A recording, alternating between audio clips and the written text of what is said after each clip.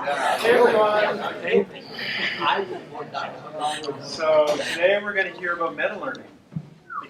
Yeah, mostly representational learning actually. So my name is Khurram, and I've been working on this representational learning for continual learning for the past 4 to 5 months. This work is in collaboration with Martha. But we've tried, instead of diving into the solution immediately, I'm actually going to spend first half of the talk just talking about the problem, because I think the problem itself is maybe even more interesting than the solution. So what's the problem that I'm interested in? It's the continual learning prediction problem. So you have a data stream in which you have X and Y labels, and you want to learn from this data stream, and you're getting one sample at a time. And the data in the stream could be highly correlated. So to give you a more concrete example, suppose you want to learn a classifier that can recognize alphabet, English alphabet. So your data could be in this form that you first see all examples of A, then all B, then all C, and so on. And if you try to apply a naive neural network solution on this data stream, so what you could do is you could get a new sample, update your parameters with respect to the sample, and then repeat and just go over this whole data stream. And I'm going to call this the traditional neural network stack. And you might be able to guess that this will not work very well. But still, let's look at a more concrete real example to see how well this works. So I'm going to use this data set called Omniglot. It basically has characters from multiple languages. So it has 950 characters for representation learning, but I haven't defined representation learning, so let's just forget about this. And it has 600 characters from for the continual learning prediction problem. So I'm going to evaluate on these 600 characters. And on the y-axis, you have the accuracy. On the x-axis, you have number of classes or number of characters you have seen in your stream. And again, the stream is correlated, so you see all examples of one character first, then all examples of the second one, and so on. So if you apply naive neural networks, you don't do well at all. And in fact, what does accuracy mean here? Accuracy is just the accuracy of the classifier. The online accuracy or the accuracy? So online, you only test on the classes you have seen so far, Yes. right? So if you've seen the first 10 classes, then you test on these tests on those. Separate set accuracy. No, I'm going to say that again. So this does not take into account the generalization error. Right now, I'm only interested in interference and forgetting. So this is the trained set accuracy, but yeah, because I only want to see the impact of interference and not generalization error for now. But I have those results as well, and we can talk about that.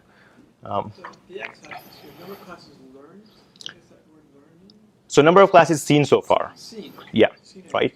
So even when you have only seen 10 classes, your accuracy is 0.2, which is very close to random. And as you see more classes, you basically forget everything, and your accuracy is close to 0%. And this is called catastrophic interference. And again, this is on, yes, Sina. What is the accuracy before 10? I actually didn't check, so I started evaluating from 10. But it's the same pattern holds, I'm guessing. So if there were 10 examples of each thing, Yep. then the algorithm reported just the last category, the last label. Yep. That. Score 90%. Yep. So that's the catastrophic interference. And so what is interference? When you train neural network on correlated data stream, you have interference, and the consequence of interference is that you forget things that you haven't seen, and you also learn extremely slowly. And I'm going to talk about why and when you have this interference. And I'm going to argue that there are 3 cases which result in interference. First is when you have non-IID sampling, like in this case. If you can sample IID, then neural networks work great, like in supervised learning. The second is if you have dense inputs, and I'm going to define that later. The third is if you use a global and greedy learning update, such as stochastic gradient descent. So let's first look at non-IID sampling. So like I said, in our example, our data stream was highly correlated. But just to quantify how much this correlation impact performance, what we can do is we can get rid of that correlation by shuffling our data stream and do the same experiment on this new stream. And as you can expect, this would do slightly better. But it's still not doing extremely well. There is no generalization error, so technically you should be able to get perfect accuracy. Yeah. So we're just going over the data set once. Yeah, right. So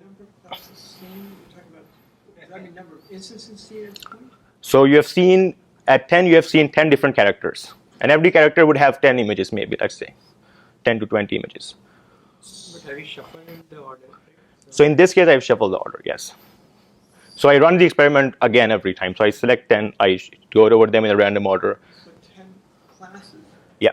So for each class, you show all the A's first. So Yes. all the B's, so. Yeah. But in the approx IID case, I've shuffled it, so you don't have that correlation. And so at that point, that means the number of instances seen. It's still mean classes seen because the way I've done the experiment, I've made sure it's still the classes seen. So I run for 10, I will run a different experiment, then I will sample 25 classes, I will run a different experiment. So it's still the number of classes seen, but now the data, so you might see A, C, D, and then B. I see, okay. Yeah. So if we repeatedly go over the data set, it will go up. Right? Yeah, it will. Right. So, but the problem in continual learning prediction problem is defined as you want to go over the directory only once.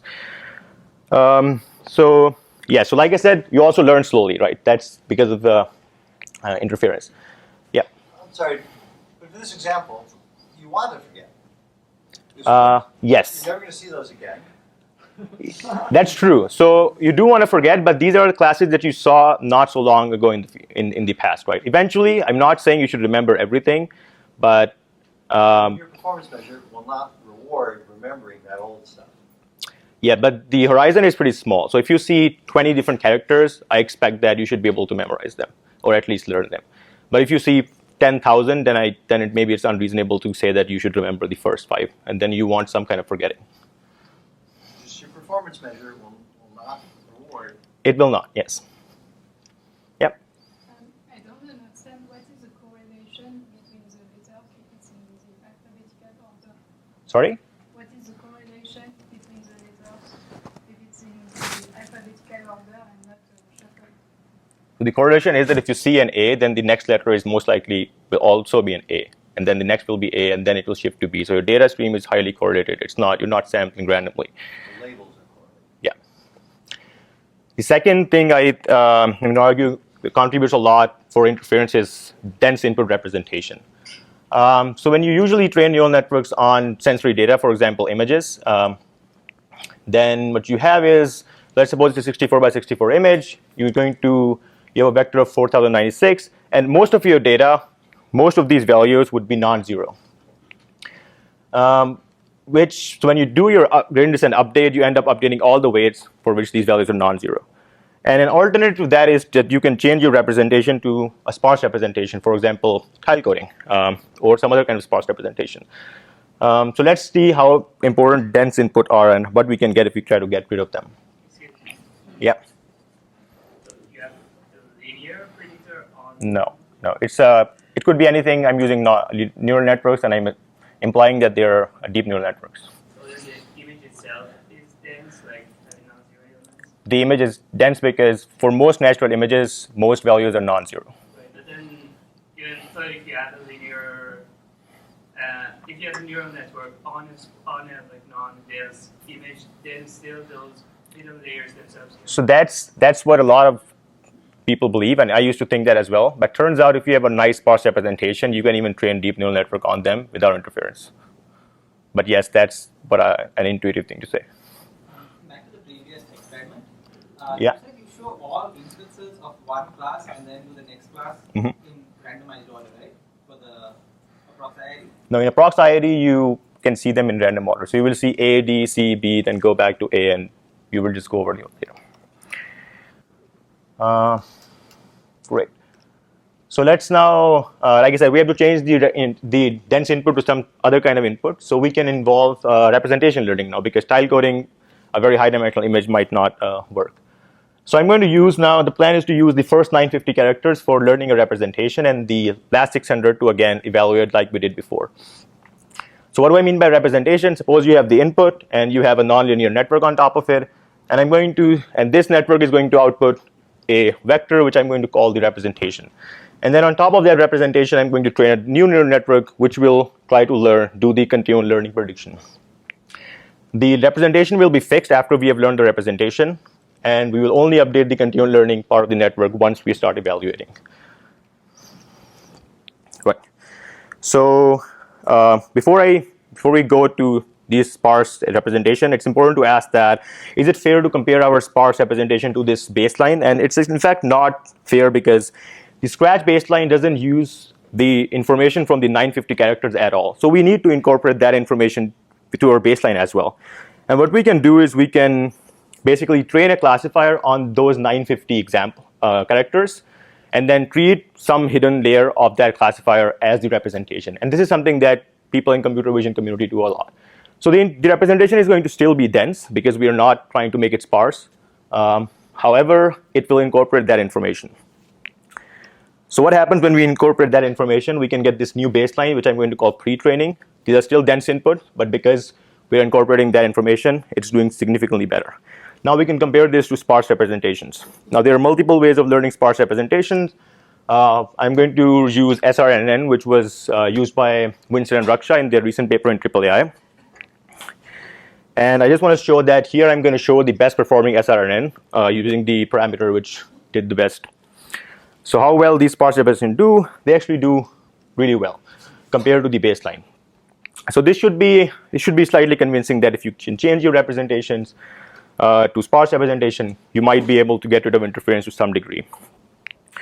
And the third thing that I'm going to argue that contributes to interference is when you use a global and greedy update. So what do I mean by that? By global, I mean when you do your updates, you update all the parameters of your network. And by greedy, I mean you're going to compute your gradient with respect to the current sample, and you're going to disregard everything else. And when you do, I'm not going to go into detail of this, but when you do a global and greedy update, you're going to change all of your parameters with respect to only your current sample, including your initial layers, which can have a compounding effect on your later layers. So if these are the three factors which contribute to interference, what can we do to reduce interference?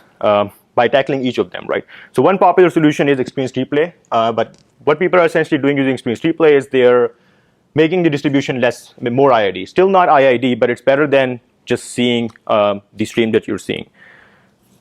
In sparse representation, there is tile coding, and Sina showed that if you have tile coding, then you can train a reinforcement learning agent without a lot of interference.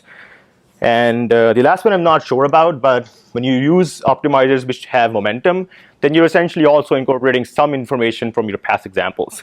But I don't have any reason to believe that this is basically making your update less greedy, but this might be the reason why it works. So this was an overview, and the work that we did was basically changing this dense representation into better representation, and our goal was to maybe come up with something better than just trying to make them sparse. So what is the core idea of our approach? The core idea is that instead of using sparsity as a proxy to good representation, what we should be doing is we should be trying to find a representation which helps us learn without interference. That's the goal. And we shouldn't really care about sparsity in itself. Maybe sparsity emerges automatically, but that shouldn't be the goal. And we can incorporate that into our objective by using meta learning. So this part is slightly complex. So I want your undivided attention for like the next minute. So let's go over the objective that we propose. So this data stream is from the representation learning data stream, which means that we can go over this multiple times and we can do batch updates. And I will address this assumption later on, but let's assume we can do that. And I'm going to show one single update for my representation learning. So what I'm going to do is first I'm going to sample a trajectory of length k from this data stream. So I sample from x1 to xk.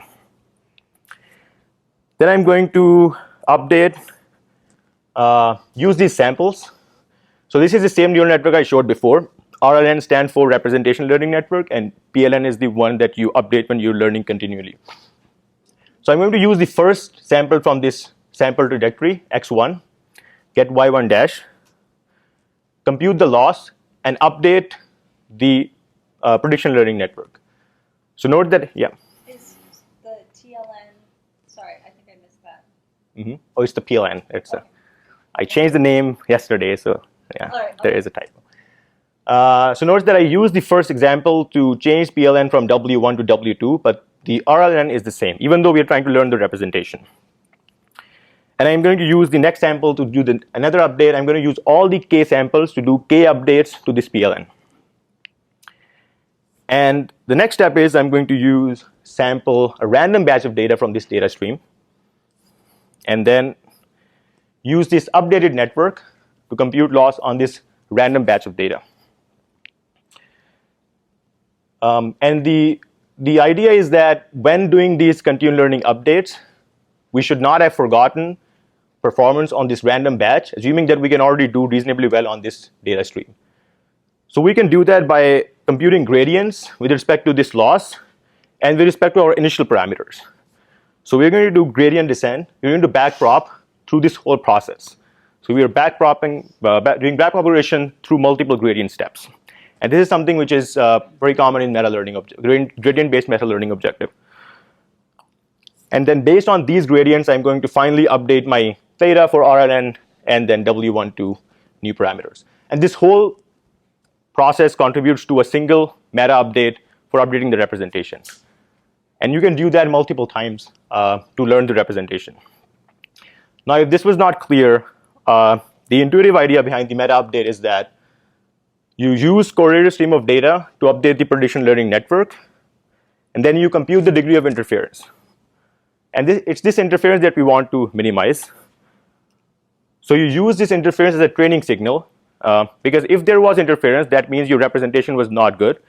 So you use the interference as a training signal, and then you update your representation.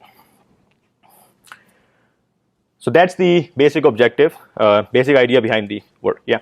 From WK to update using LYK and YK prime, do you use gradient descent kind of thing to update WK to WK?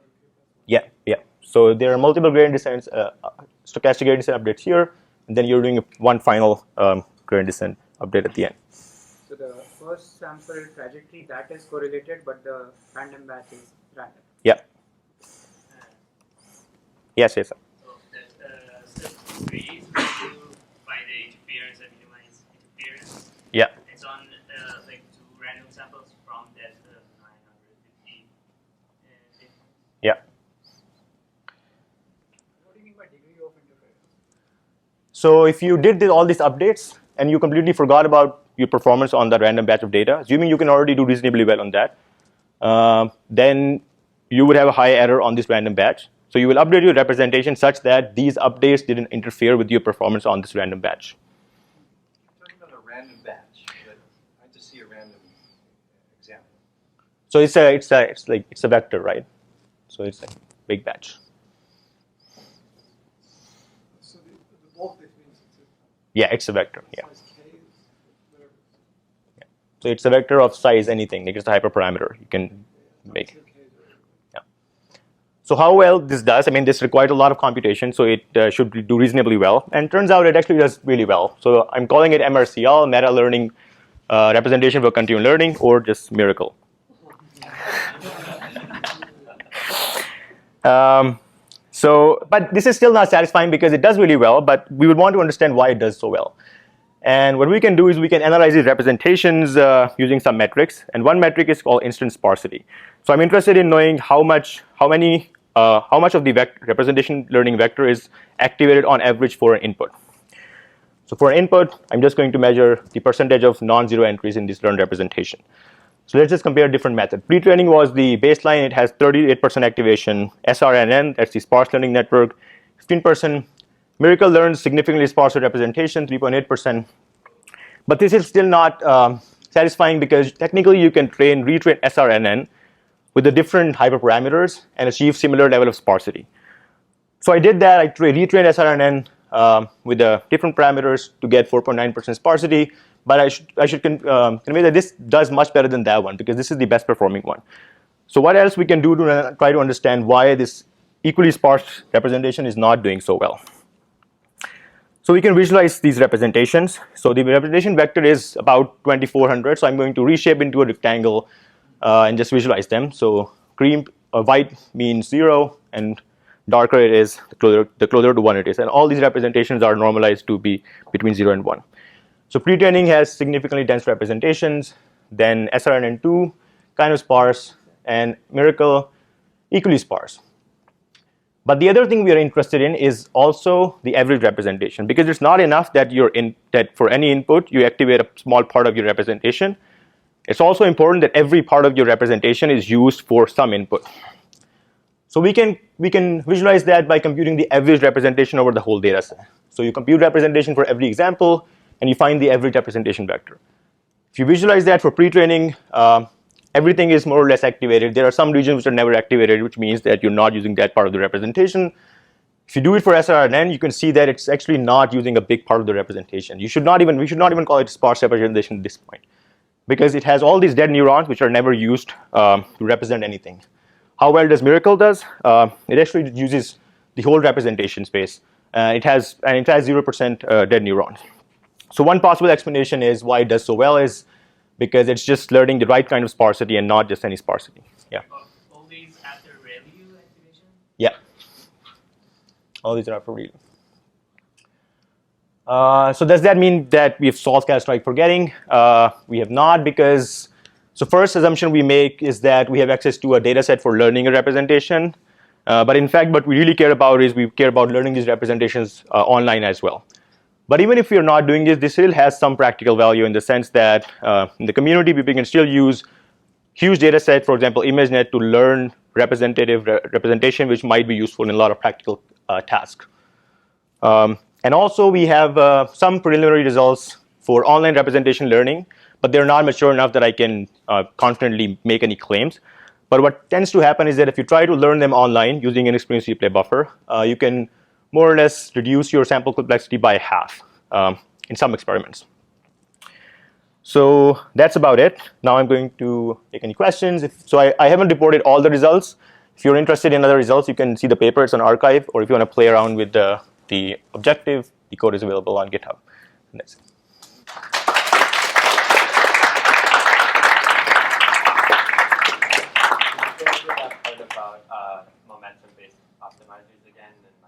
Is there some problem with using Atom? No, there's no problem. I'm saying Atom might improve performance on this continual learning prediction task because you're using the gradient from past examples to influence your current gradient step. So it's maybe making your update less greedy in a very crude way, right? But people are working on that as well, but I'm not aware of that literature where they try to use some not so global updating rules. So it's just sort of a general way to approach that? Sorry? Yeah, I'll come in back to you. Okay, cool. Nico. So do you have some intuition why it avoids this global updates that you were talking about? Why we should avoid the global updates? Why the Miracle method avoids this? So it avoids global update because it doesn't really avoid global update because you're still using gradient descent, right? But there is one good thing that none of this work assumes that you have to use gradient descent, right? So you can technically use the same objective to learn representation for some other learning route, and then that it might work even better. But the reason I think it works good with even a global update is because you're only going to update the parameters which are connected to these non-zero entries. Everything else doesn't matter. And even though I'm learning a nonlinear network on top of this representation, and even I've tried learning really deep networks, it still works out. And even nonlinear networks, in fact, do better than a linear network on top of this. Can you back up to the flow diagram for the method question? Yep. How exactly do you backpropagate like step 3? Because it seems like you update the weight at each step in like step 2. Yeah, yeah.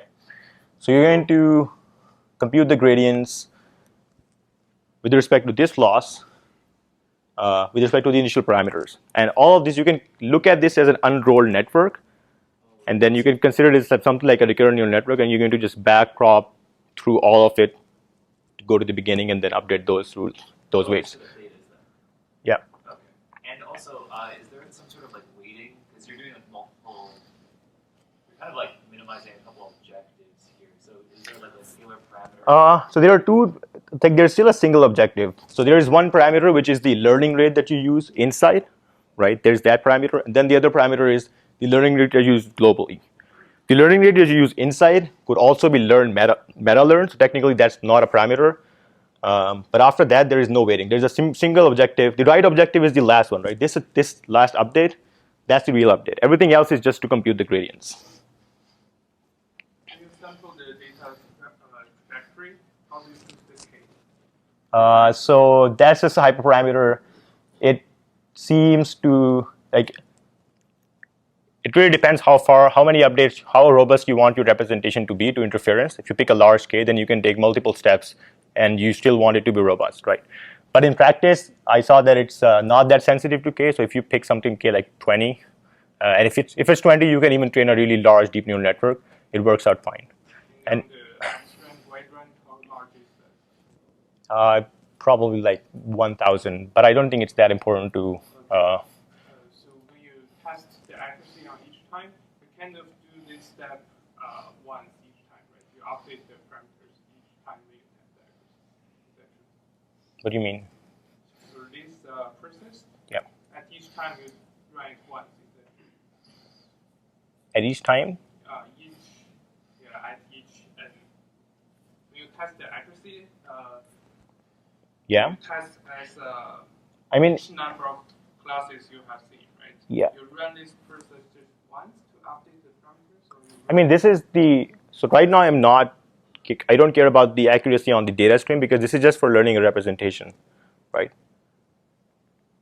So I do all these updates, and then I do care about this accuracy, but it's like I'm not trying to do continual learning right now. This is just to learn the representation. The visualizations, are they after like the whole continual learning process where you learn all the classes, or?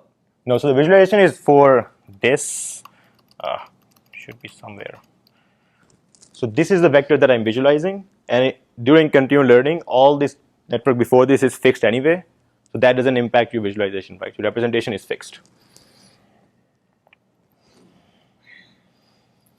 Yeah. Are you, like for all examples in this, you're training on that Amii data set, right? Yeah. It doesn't have any implicit order, right? It's just characters and labels, right? Yeah. So, but maybe this is a really basic question, and I just misinterpreted something from the slides, but how do you assemble it into an order for that data stream? I mean, you can create your data stream by just sorting by label, right? You have access to the whole data set, so you create data streams by sorting with respect to the label. Or you can group them by label, and that's a stream. Yeah. Say if your representation is not based on ABC, and later on when you are doing the continual learning, you have this EEF. Yeah. That is something you have never seen. Yeah. When you construct the representation. Yeah. Is that going to be a problem? So that's exactly what I'm doing right now. I'm learning a representation on a disjoint set of characters and then testing on a different set of characters.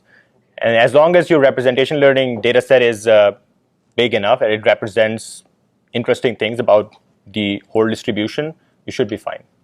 So you are basically, when you are trying to learn the representation, you assume that you have a good enough data set to represent. Right, yeah, so that's the assumption, yeah. But also I did try by reducing the representation learning data set, to, limiting that data set to very few examples, and it still does much better than the sparse representation network. But yes, you're right that you still need a representation learning data set that represents the whole distribution.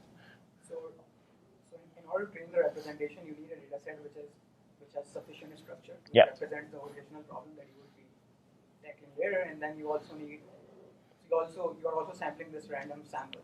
Mm-hmm. So you also need this IID structure over that to train the representation. For the pre-trained data set, you need access to the whole thing. You're right. Yeah. Yeah. So how can you? So it's sort of cheating because when you're setting up the problem, you're saying you can't do IID at all.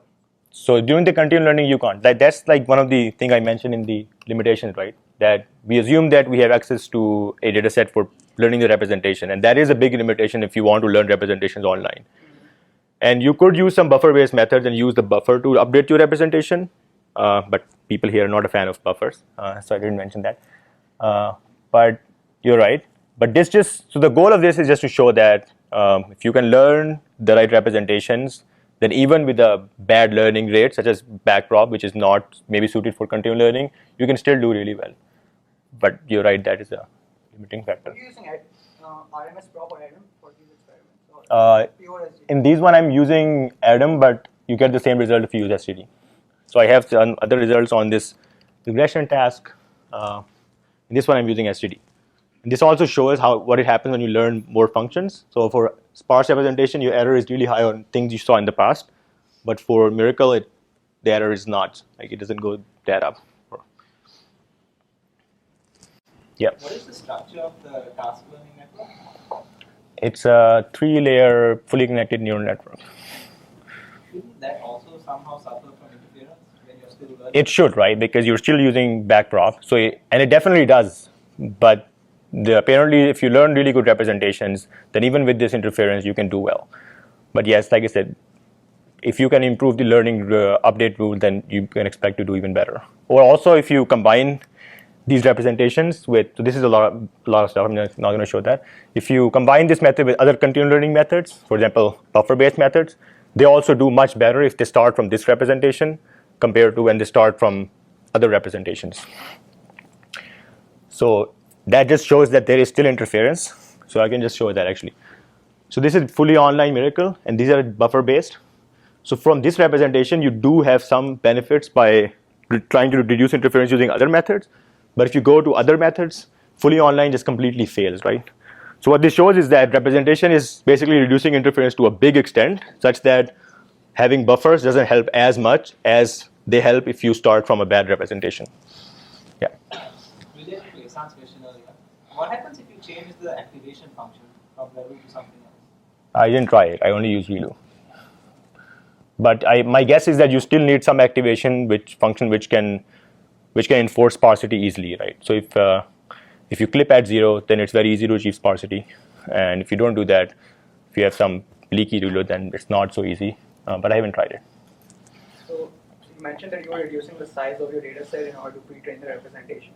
Yeah. So was there a breaking point where if I reduce it beyond this, it doesn't give me enough? I didn't reduce it that much, so I didn't see a breaking point. What I did was I tried to run a representation on 1% of MNIST, but 1% of MNIST is also pretty big. It's like it has a reasonable amount of examples. Well, 1%, yeah. Yep. So the way that you ordered that data stream was class by class by class by class. Mm-hmm. Okay. So did you experiment with like different orderings on that side of the ordering to see if it was, Yeah. higher potential for interference in particular ordering of the classes? So all these experiments are based on 50 random runs, and every run uses a different ordering. And then you average them. So it's pretty consistent because the error bars are pretty small for different ordering. Okay, I think that's it. Thank you.